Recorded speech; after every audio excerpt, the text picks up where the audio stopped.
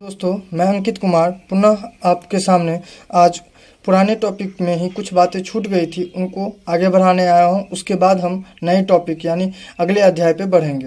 तो कुछ अन्य महत्वपूर्ण बातें हैं जो हम आज देखने जा रहे हैं।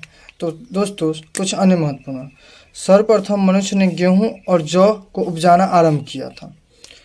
तो दोस्तों, कब उपजाना आरम्भ किया था? तो लगभग 8,000 वर्ष पहले। ये तो हम पढ़ चुके हैं दोस्तों। लेकिन दूसरी बात यह है कि इन फसलों को उपजाने का कार्य सुलेमान और किरथा की पहाड़ियों पर की गई थी। ये भी हम लोग पढ़ चुके हैं। और हमारा तीसरा बात है, गेहूं और जौ उपजाने का प्राचीनतम साक्ष्य मेहरगढ़ बलूचिस्तान से मिला है। यह दोस्त हम नहीं पढ़े थे, जो अब हम पढ़ लिए।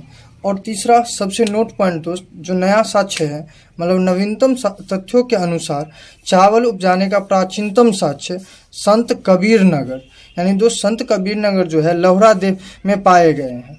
ये साक्ष्य लगभग दोस्त 9,000 वर्ष पूर्व से 8,000 पूर्व के हैं।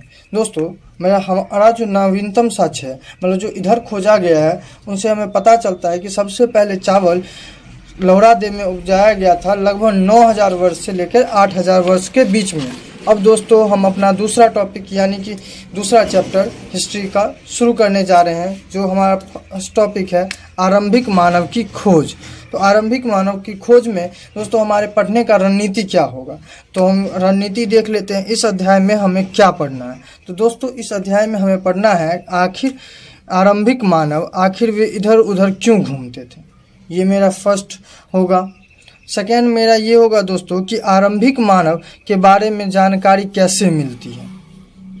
आरंभिक मानव के बारे में दोस्तों जानकारी पुरातत्वविद, सिक्के तथा अन्य कई घटनाएं जो हम तक आई है, उन सभी बातों से हमें पता चलती है।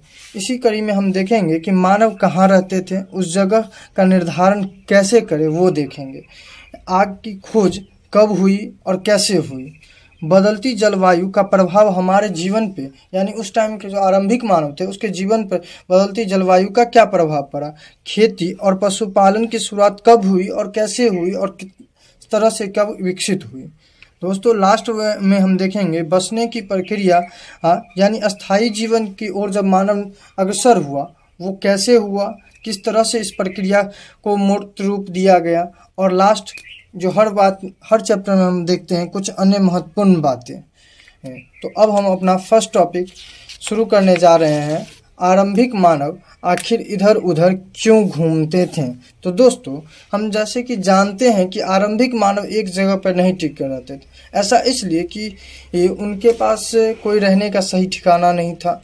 तो उसी कड़ी में हम देखेंगे कि आरंभिक मानव हम लोग के मतलब इस महाद्वीप पे यानी भारतीय महाद्वीप पे रहना प्रारंभ किया है सबसे पहले दोस्तों। और ये लोग लगभग 20 लाख साल पहले रहा करते थे, यानी 20 लाख साल पहले से ही भारतीय महाद्वीप पे जन्म लोगों का रहना, आरंभिक मानव जो हमारे पूर्वज हैं उनके रहना का शुरुआत हो चुकी थी। आरंभिक मानव को हम आखेटक खाद्य संग्राहक के नाम से जानते हैं।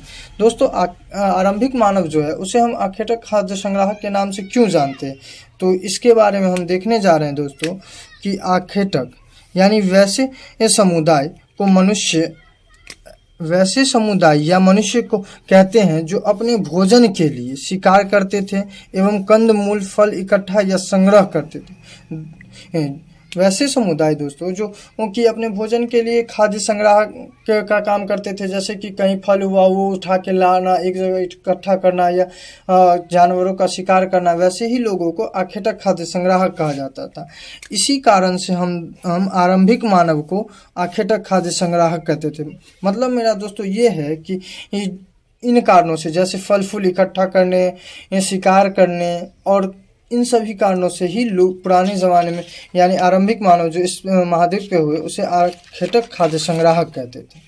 आरंभिक मानव एक स्थान पर नहीं टिक कर रहते थे दोस्तों, वे इधर उधर घूमते रहते थे। अब बात करेंगे आरंभिक मानव आखिर इधर उधर क्यों घूमते थे। जैसा कि हमने यहाँ देखा है कि दोस्तों आरंभिक मानव इधर उधर घूमते थे, तो क्यों घूमते होंगे, इसका कोई ना कोई तो कारण होता होगा दोस्तों, वही अब हम देखने जा रहे हैं।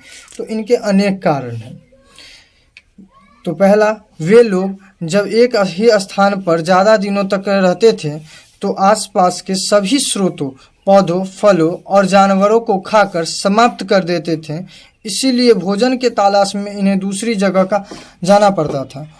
जैसा कि हम जानते हैं कि जब ये लोग एक जगह रहते, पहले तो ये लोग भोजन अपना खुद तैयार नहीं करते थे, न तो ये खेती करते थे, ये तो बाद में डेवलप हुआ दोस्तों। यानी उस टाइम में ये आसपास के जंगलों के उत्पादों पर ही निर्भर रहते थे। ऐसा मैंने आपको पहले अध्याय में भी बता चुका हूँ और उसी बातों को अब हम देखते हैं। तो जब उनके पास खुद का भोजन उपजाने का कोई स्रोत नहीं था तो वे आसपास के जंगलों पर निर्भर रहते थे। जब ज़्यादा दिनों तक एक स्थान पर टिके रहेगा तो आसपास के सभी स्रोतों को वो ख़त्म कर देगा, इसलिए उन्हें नई जगहों की तलाश करना पड़ता था दोस्तों। दूसरा, आरंभिक मानव चित्र शिकार करते थे, करते करते भी दूसरे क्षेत्रों में पहुंच जाते थे, क्योंकि जानवर अपने शिकार के और मवेशी अपना चारा ढूंढने के लिए एक स्थान से दूसरे स्थान जाया करते थे।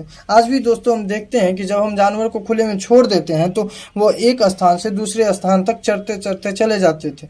इसी तरह से आरंभिक मानव भी एक स्थान से दूसरे स्थान पर जाते होंगे उनके पीछे शिकार करने। तीसरा है, अलग अलग पौधे अलग अलग मौसम में फल फूल देते हैं। दोस्तों आज भी हम देखते हैं कि गेहूं किसी और मौसम में, धान किसी और मौसम में, इसी तरह पहले भी कई अलग अलग मौसम में अलग अलग पौधे अलग अलग फल फूल देते होंगे। हो सकता है इसीलिए लोग उनकी तलाश में उपयुक्त मौसम के अनुसार दूसरे इलाके में घूमते होंगे। चौथा, लोग प्राचीन काल में अधिकांश नदियों, झीलों, तालाबों के इधर उधर ही बसा करते थे। इन सभी नदियों में से कई नदियां गर्मी के मौसम में सूख जाते थे होंगे। इन कारणों से लोग पानी की तलाश में भी इधर उधर घूमते थे। दोस्तों बिना पानी के तो जीवन की कल्पना भी असंभव है। वैसे ही लोग जब पानी नहीं होते होंगे तो वो नई जगहों की तलाश करते होंगे जहां उन्हें पानी की सुविधा मिलता होगा। इसीलिए लोग पुराने ज़माने में यानी आरंभिक मानव इधर उधर घूमते होंगे। आज तो हम देखते हैं कि अपने घर के सामने नलकूप लगा लेते हैं, लेकिन उस टाइम ऐसा कोई भी व्यवस्था ना था ही था, इसीलिए आरंभिक मानव इधर उधर घूमते थे। दोस्तों हमारा फर्स्ट टॉपिक अब ख़त्म होता है और हम नेक्स्ट टॉपिक यानी इस अध्याय के नेक्स्ट टॉपिक को अगले दिन देखेंगे।